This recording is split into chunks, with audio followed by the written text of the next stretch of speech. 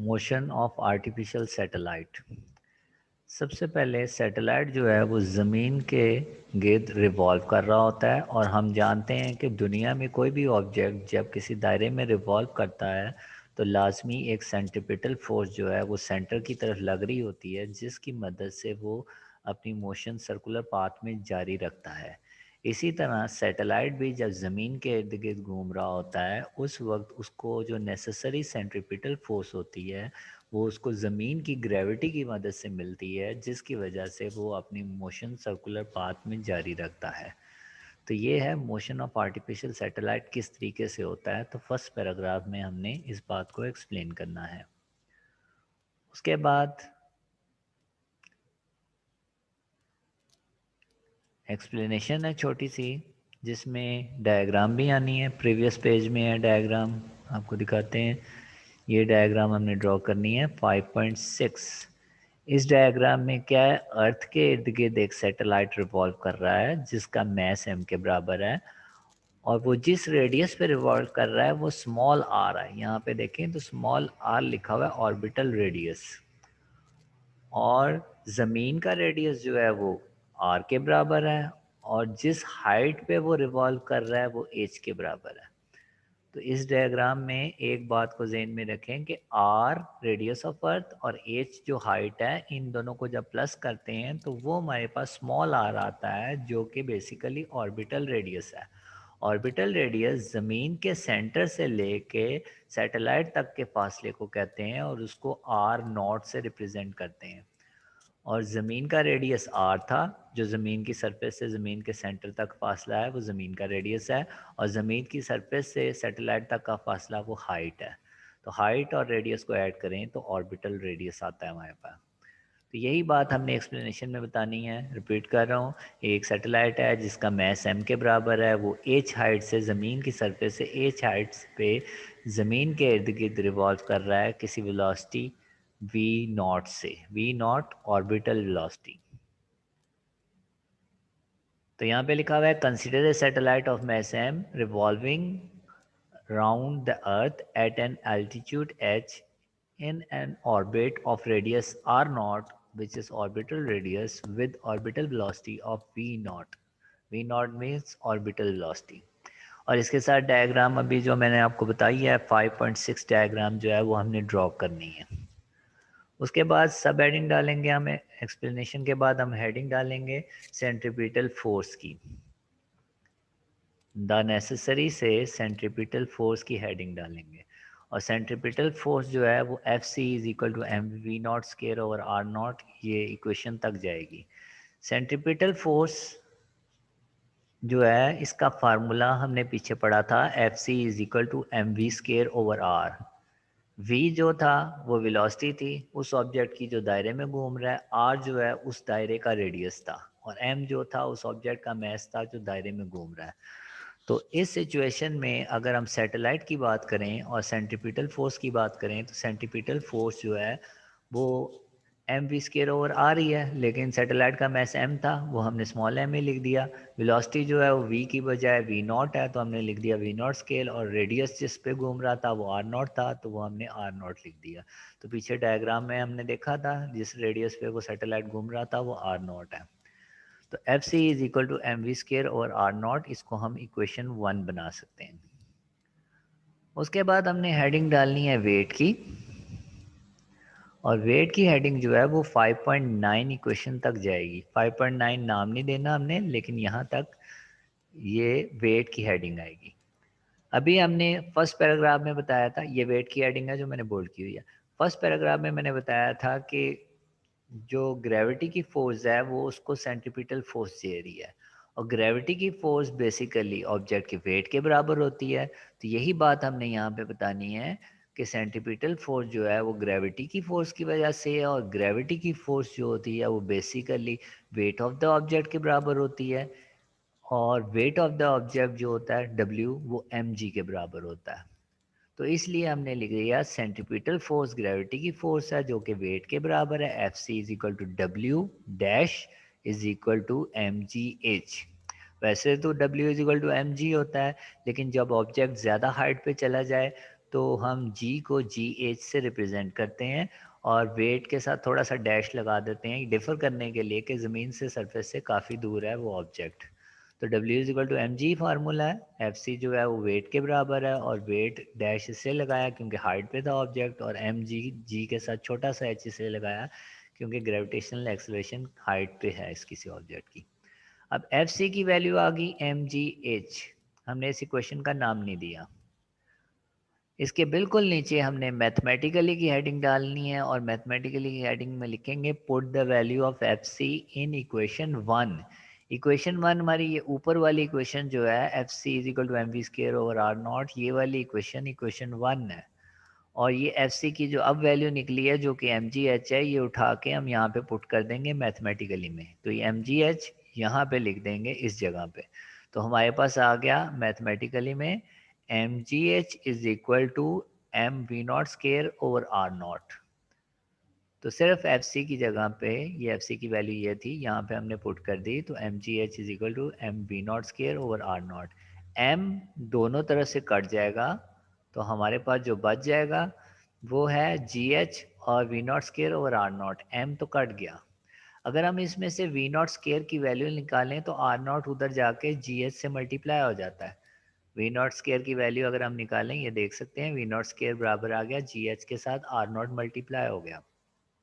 अगर हमने we not की वैल्यू निकालनी है तो स्केयर खत्म होना चाहिए, taking square root of both side, दोनों तरफ का स्केयर रूट ले लिया, इस साइड से स्केयर खत्म हो गया, तो वी नॉट बराबर आ गया जी एच आर नॉट के। इस इक्वेशन का नाम नहीं अभी हमने देना, एस वी नो डैट हम जानते हैं कि आर नॉट जो है वो आर प्लस एच के बराबर है। ये शुरू में मैंने आपको बताया था छोटा आर नॉट जो है वो आर प्लस एच के बराबर है। तो ये जो ऊपर वैल्यू है इसमें हम ये आर नॉट की वैल्यू पुट कर देंगे। तो ये जो 5.10 है जिसका नाम नहीं देना, उसमें आर नॉट की वैल्यू हमने पुट कर दी, तो हमारे पास आ गया वी नॉट हमने वैसे लिख दिया, जी एच हमने वैसे लिख दिया, आर नॉट की जगह पे आर प्लस एच लिख दिया। तो ये हमारी इक्वेशन नंबर 2 बन गई। 5.11 की जगह पे ये इक्वेशन नंबर 2 बन गई। Equation number 2 gives the velocity which a satellite must possess when launched in an orbit of radius r naught is equal to r plus h around the earth। तो यहाँ तक जो है ये हमने फार्मूला उसका ड्राइव कर दिया, और फार्मूला जो है वो 5.11 जो उसको इक्वेशन 2 दी है वो है v not is equal to ji H R plus H whole square root. उसके बाद कैलकुलेशन स्टार्ट होती हैं।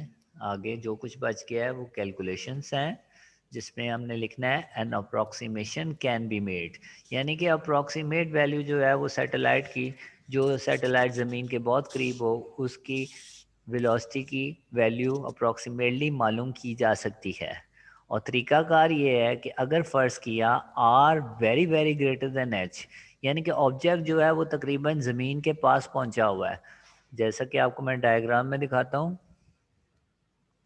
ये ऑब्जेक्ट हाइट पे था, अगर ये ऑब्जेक्ट जो है ज़मीन के बहुत पास हो तो ऐसी सूरत में आर प्लस एच जो है वो तकरीबन आर के बराबर हो जाएगा, क्योंकि ऑब्जेक्ट हमने कहा है is very very close to the अर्थ।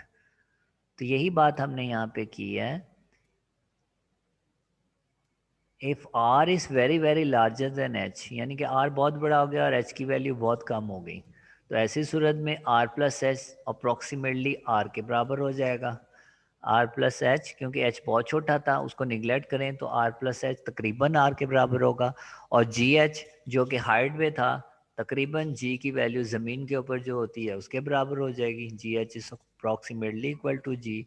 इसका मतलब है इक्वेशन वन जो हमारे पास ऊपर थी उसमें अगर वैल्यूज पुट कर दें तो हमारे पास आ जाएगा वी नॉट, ये वी नॉट हमने दोबारा से लिखा equal to ji h, g h की जगह पे जी लिख दिया क्योंकि हमने कहा g h will be approximately equal to g, और आर प्लस एच की जगह पे हमने आर लिख दिया, तो हमारे पास आ गया 5.12 वाली इक्वेशन जिसमें लिखा हुआ है V not is equal to G R square root. अब इसमें इसके बाद आपने जो है वो दो स्टेप और करने हैं जिसमें आपने वैल्यू पुट करनी है। इक्वल टू जी की वैल्यू जो होती है वो 10 होती है और आर की वैल्यू 6.4 इंटू 10⁶ होती है। जी की जगह पे 10 लिखेंगे और आर की जगह पे 6.4 इंटू 10⁶, और जब हम इसका स्क्वायर रूट लेंगे तो इक्वल टू हमारे पास आंसर आ जाएगा 8000 मीटर पर सेकेंड। तो वी नॉट की वैल्यू आ गई 8000 मीटर पर सेकेंड। और 8000 मीटर पर सेकेंड ये एमसीक्यू में आ सकता है। लो ऑर्बिट सैटेलाइट की जो वेलोसिटी होती है वो डैश कितनी होती है, या आप या 3 वैल्यूज आपने याद रखनी है इसकी। पहली वैल्यू है 8000 मीटर पर सेकंड जो हमने कैलकुलेट की है। दूसरी वैल्यू है 8 किलोमीटर पर सेकंड। तीसरी वैल्यू है 29000 किलोमीटर पर आवर। तो ये तीनों वैल्यूज़ जो हैं ये सेम ही हैं, लेकिन यूनिट्स चेंज करके जो है ये वैल्यूज़ निकाली गई हैं। एंड में ऑब्वियसली ये 2 लाइनें तो हमने लिखनी है, लेकिन एमसीक्यू के लिए आप 3 वैल्यूज़ याद रखें। मीटर पर सेकंड में 8000 मीटर पर सेकंड, किलोमीटर पर सेकंड में 8 वैल्यू होती है, और किलोमीटर पर आवर में 29000 वैल्यू होती है। सबसे पहले है MCQ number 1, earth gravitational force of attraction vanishes at. ज़मीन की ग्रेविटेशनल फोर्स ख़त्म कब हो जाती है? हमने एक एमसीक्यू लास्ट टाइम पढ़ा था 42300 किलोमीटर के बारे में, कि ज़मीन की सरफेस से इतने किलोमीटर पे जो होता है हमारे पास वो कम्युनिकेशन सैटेलाइट जो है वो रिवॉल्व कर रहा होता है। इसका मतलब है इतने किलोमीटर पे तो ग्रेविटी मौजूद है, जो कि कम्युनिकेशन सैटेलाइट जिसकी मदद से रिवॉल्व करता है। तो बाकी दो वैल्यूज़ जो हैं, ये वाली वैल्यू 6400 और 1000, ये तो इसकी इससे कम है, और यहाँ पे तो ग्रेविटी है। तो एक ही ऑप्शन रहेगी इन्फिनिटी, लामहदूद फासला। तो इन्फिनिटी को हमने यहाँ पे टिक करना है।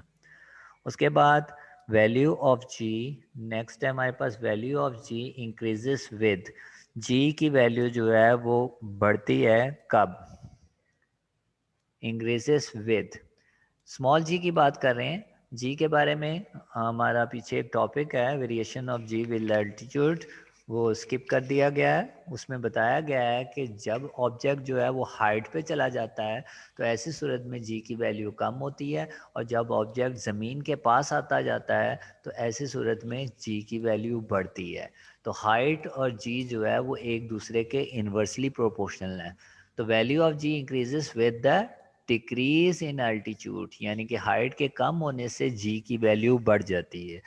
तो 2 का हमारे पास आ गया डिक्रीज इन अल्टीट्यूड। उसके बाद हमारे पास एमसीक्यू नंबर 4 है, और एमसीक्यू नंबर 4 में वो कहता है the value of ji on moon is. जी की वैल्यू मून में 1.6 मीटर पर सेकंड स्क्वायर उसने हमें दे दी है। What will be the weight of a 100 kg body. M की वैल्यू उसने हमें दे दी, छोटे जी की वैल्यू दे दी, एम की दे दी। On the surface of the moon, वो कहता है वेट मालूम करो। वेट जो होता है W is equal to M G होता है। तो यहाँ पे हमारे पास m की वैल्यू 100, g की value 1.6, W is equal to M G. दोनों को मल्टीप्लाई करें तो हमारे पास आता है 160। तो W is equal to M G के फार्मूले से b पार्ट 160, और वेट का यूनिट न्यूटन होता है, तो यूनिट भी हमने मैच करनी है साथ।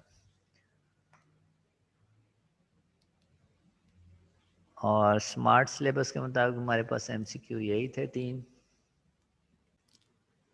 5.1 है numerical 5.1, find the gravitational force of attraction between two spheres each of mass 1000 kg। दो स्फीयर्स हैं और दोनों का मास 1000 kg है, और उनके दरमियान में ग्रेविटेशनल फोर्स मालूम करनी है। तो सबसे पहले उसने कहा था ग्रेविटेशनल फोर्स मालूम कर लो, तो हमने कहा एफ मालूम करना है, डाटा में लिख दिया। और उसके बाद फिर उसने दो सफ़ेयर्स दिए हैं, आइडेंटिकल हैं, एक जैसे हैं, उन दोनों का मास 1000 kg है, तो हमने M1 और M2 दो मैसेज 1000 kg ले लिए डाटा में। The distance between the centres of the spheres is 0.5 metre. दोनों के दरमियान फासला जो है वो 0.5 है, तो हमने लिख दिया 0.5 मीटर। हम जानते हैं ग्रेविटेशनल फोर्स जो होती है वो बराबर होती है G m1 m2 over D square. ये हमने लॉ ऑफ ग्रेविटेशन में पढ़ा था। इसमें m1 m2 दोनों सेम 1000 दिए हुए हैं, और उनके दरमियान फासला d जो है वो 0.5 मीटर दिया है। और बड़े जी की वैल्यू डाटा पे हमने खुद से लिख लेनी है, क्योंकि हमें याद होनी चाहिए 6.673 इंटू 10⁻⁻11 न्यूटन मीटर स्क्वायर पर kg स्क्वायर। जब हम सॉल्व करेंगे तो सबसे पहले हमने फार्मूला अप्लाई करना है जो कि हमारे पास है f is equal to G m1 m2 over D square. तमाम वैल्यूज़ जो हैं वो हमारे पास गिवन है। जी की वैल्यू मालूम थी 6.673 इंटू 10⁻11। m1 एंड m2 1000 था, वो हमने दोनों का 1000 लिख दिया। नीचे डी का स्केयर 0.5 का स्केयर। अब 0.5 का स्केयर भी लेंगे और ऊपर वैल्यूज़ को आपस में मल्टीप्लाई भी करेंगे। तो बेहतरीन तरीका ये है कि 10 की पावर्स जो हैं वो एंड में सॉल्व करें, बाकी वैल्यूज़ जो हैं वो आपस में कंबाइन करते हुए सॉल्व करते जाएं। जिस तरह ये 1000 है, ये 1000 है और ये 6.673 है, इन सब को आपस में मल्टीप्लाई करते हैं। जब इन